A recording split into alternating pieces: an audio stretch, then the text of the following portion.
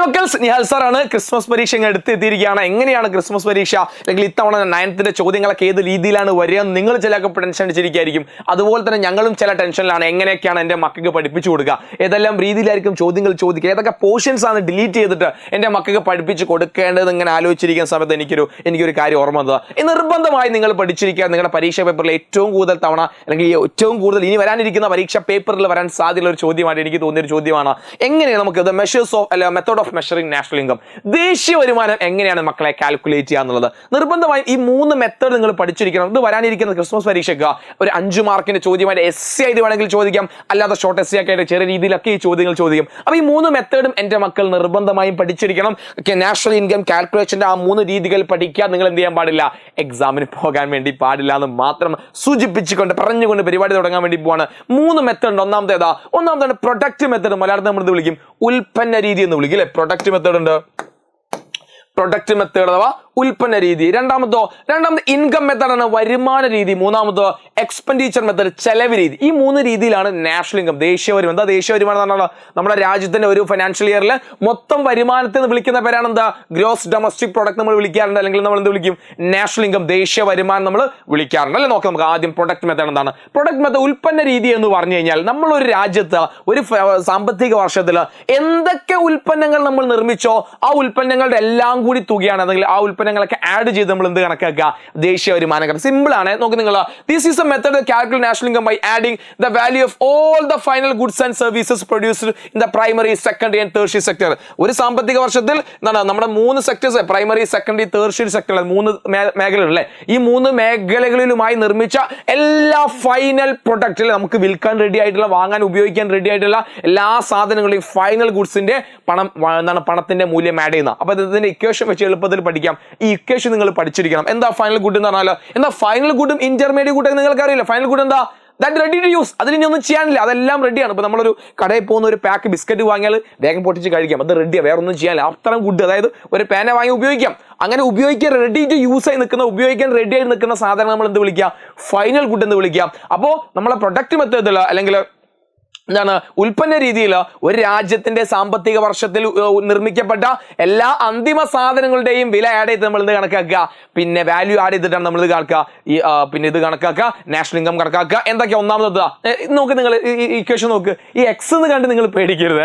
പണ്ട് എനിക്ക് ഭയങ്കര പേടി, ഈ മാത്സ് എനിക്ക് ഭയങ്കര ടഫായിരുന്നു. അപ്പൊ അന്ന് മുതൽ എക്സ് കാണുമ്പോൾ എനിക്ക് പേടിയാ. ഓക്കെ, അപ്പൊ എക്സ് അങ്ങനെയല്ല. ഇവിടെ എക്സ് എന്ന് പറഞ്ഞാൽ, എക്സ്1 എന്ന് പറഞ്ഞാൽ എന്താ, പ്രൊഡക്റ്റ് 1 എന്ന് ഉദ്ദേശിക്കുന്നത് സാധനം 1, x2 എന്ന് പറഞ്ഞാലോ പ്രൊഡക്റ്റ് 2, x എന്നുള്ള പ്രൊഡക്റ്റ് 3, x1 പ്രൊഡക്റ്റ് 4. അങ്ങനെ xn പ്രൊഡക്റ്റ് എന്ന് പറഞ്ഞാൽ എത്ര പ്രൊഡക്റ്റും ആവാം, എത്ര സാധനങ്ങളും ആവാം. ആ എല്ലാ സാധനങ്ങളുടെയും വാല്യൂ, ഇതിനെ വാല്യൂ ആഡ് മെത്തേഡ് എന്ന് വിളിക്കാറുണ്ടോ. അപ്പൊ നിങ്ങൾക്ക് പഠിക്കാനുള്ള ജസ്റ്റ് മനസ്സിലാക്കി വെച്ചാൽ മതി. ഓക്കെ, അപ്പൊ ഇതെല്ലാ സാധനങ്ങളുടെയും വില കൂട്ടി കഴിഞ്ഞാൽ എത്രയാണ് കിട്ടുക, അതാണ് ശരിക്കും എന്താ നമ്മുടെ എന്ത് മെത്തേഡില്ല, പ്രൊഡക്റ്റ് മെത്തേഡ്, ഉൽപ്പന്ന മെത്തേഡിൽ നമ്മൾ എന്ത് കണക്കാക്കുക, ദേശീയ വരുമാനം. സിമ്പിൾ അല്ലേ. ഫോർ എക്സാമ്പിൾ ഒരു 10 തേങ്ങയാന്ന് വിചാരിക്കുക. അപ്പൊ എന്താണ് 10 തേങ്ങ, അല്ലെങ്കിൽ തേങ്ങയുണ്ട്. അപ്പോൾ പ്രൊഡക്റ്റ് 1 തേങ്ങയാന്ന് വിചാരിക്കുക, പ്രൊഡക്റ്റ് 2 മാങ്ങയാണ്, പിന്നെ ചക്കയാണ്. ഇതൊക്കെ ഓരോ പ്രൊഡക്റ്റുകളാ. ഇതൊക്കെ എത്രത്തോളം ഉണ്ടാക്കിയെന്ന് നോക്കിയാൽ എന്ത് കിട്ടി, അതിന്റെ ടോട്ടൽ വാല്യൂ കണക്കിയ ദേശീയ വരുമാനം കിട്ടി.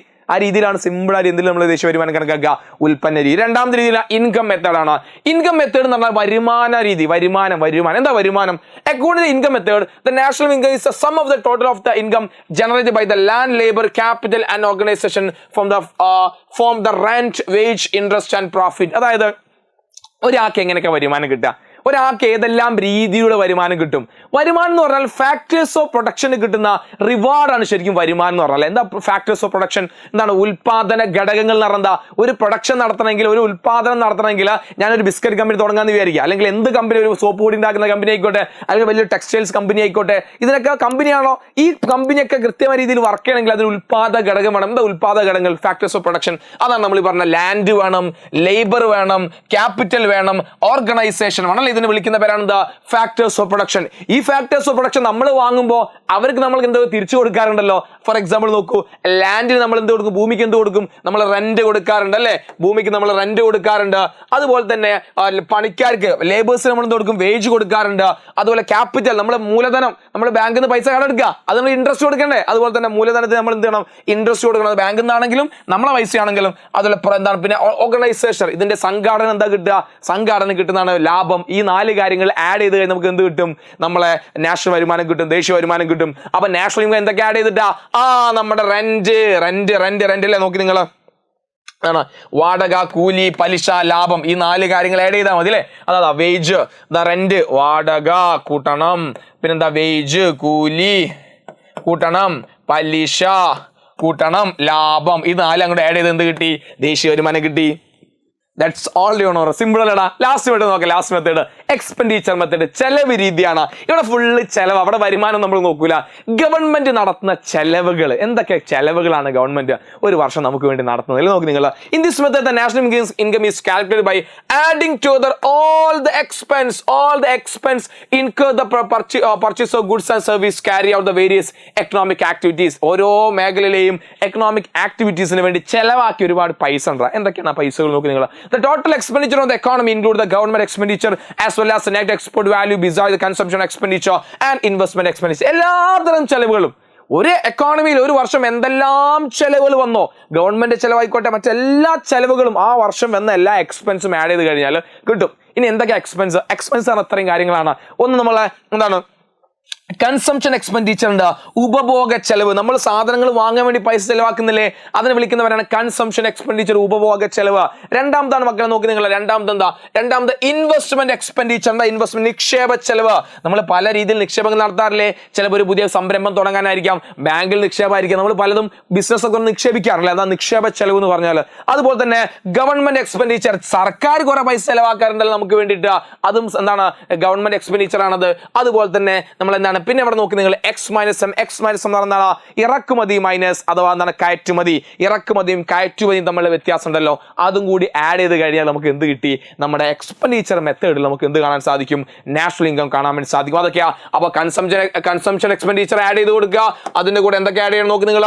കൺസംഷൻ എക്സ്പെൻഡിച്ചർ ആഡ് ചെയ്യുന്നു, അതിൽ ഇൻവെസ്റ്റ്മെന്റ് എക്സ്പെൻഡിച്ചർ ആഡ് ചെയ്യുന്നു, ഗവൺമെന്റ് ചെലവ് ആഡ് ചെയ്യുന്നു. അവിടെ നിന്ന് എന്താണ് ഇമ്പോർട്ട് എക്സ്പോർട്ട് കുറച്ച് കഴിഞ്ഞാൽ, എക്സ്പോർട്ട് ഇമ്പോർട്ട് കുറച്ച് കഴിഞ്ഞാൽ ഇതെല്ലാം കൂടി ആഡ് ചെയ്ത് നമുക്ക് എന്ത് കിട്ടി? ദേശീയ വരുമാനം കിട്ടി. അപ്പൊ സിമ്പിൾ ആണ് ഈ ദേശീയ വരുമാനം കാക്കാൻ. വലിയ പണിയൊന്നുമില്ല, എളുപ്പത്തിൽ നമുക്ക് നമ്മുടെ ഒരു എന്താ പറയുക, നമ്മുടെ കോമൺ സെൻസ് ഉപയോഗിച്ചാൽ തന്നെ നമുക്ക് എന്ത് ചെയ്യാൻ സാധിക്കും? ഇത് പഠിക്കാൻ വേണ്ടി സാധിക്കും. നിർബന്ധമായി എന്റെ മക്കൾ ഇത് പഠിച്ചിരിക്കുകയാണ്. എക്സാമിന് ചോദിക്കും, ഇവിടെ നിന്ന് ഒരു ചോദ്യം ഉറപ്പാ. അത് എൻ്റെ ഒരു അഭിപ്രായം, എൻ്റെ ഒരു ഊഹം ശരിയാണെങ്കിൽ അത് നിങ്ങളുടെ ഒരു എസ്എ ചോദ്യം തന്നെ ചോദിക്കാൻ സാധ്യതയുണ്ട്. അപ്പൊ എന്റെ മക്കൾ നിർബന്ധമായി ഇതങ്ങ് പഠിച്ചു വെക്കുക, എളുപ്പത്തിൽ പഠിച്ചു വെക്കുക. അതുപോലെ തന്നെ നിങ്ങൾക്ക് ഏതൊക്കെയാണ് 9ാം ക്ലാസ്സിലെ ഹിസ്റ്ററിയിലും അതുപോലെ ജോഗ്രഫിയിലൊക്കെ ടഫായി തോന്നുന്ന ഭാഗങ്ങൾ ഏതൊക്കെയാണെന്ന് നിങ്ങൾ താഴെ നിരത്തി കമന്റ് ചെയ്തോ. ബാക്കി ഞങ്ങൾ